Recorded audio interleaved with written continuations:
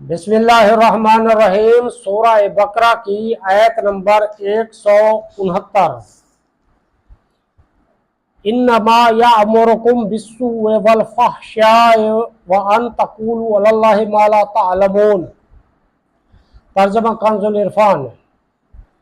وہ تمہیں صرف برائی اور بے حیائی کا حکم دے گا اور یہ حکم دے گا کہ تم اللہ کے بارے میں وہ کچھ کہو جو خود تمہیں معلوم نہیں۔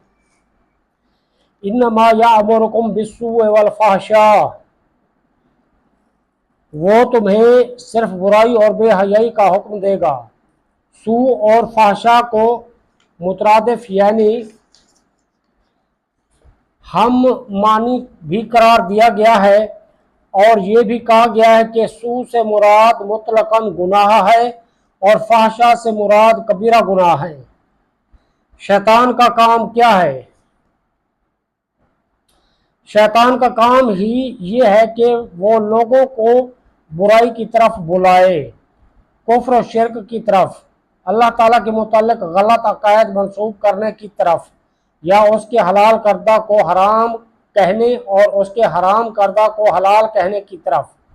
برے کاموں مثلا جھوٹ، غیبت، چغلی، وعدہ خلافی، بہتان، لڑائی، فساد، حسد، بغض و کینہ، تکبر و انانیت، نفرت و عداوت، جنگ و جدل، تذلیل و حقیر، استہزاء و الزام تراشی وغیرہ چیزوں کی طرف بلائے۔ یوں ہی بے حیائی کے کام گانے باجے، فلمیں، ڈرامے، ناچ، مجرے، بد نگاہی، فحش گفتگو، گندی باتیں، ناجائز تعلقات، بری نیت سے دیکھنا، چھونا، بدکاری وغیرہ گناہوں کی طرف بلانا شیطان کا کام ہے۔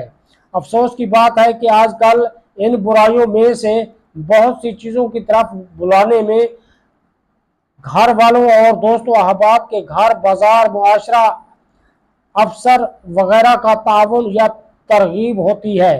کوئی آدمی نیکیوں کی طرف آنے کا سوچتا بھی ہے تو مذکورہ بالا افراد اسے کھینچ کر گناہوں کی طرف لے جاتے ہیں۔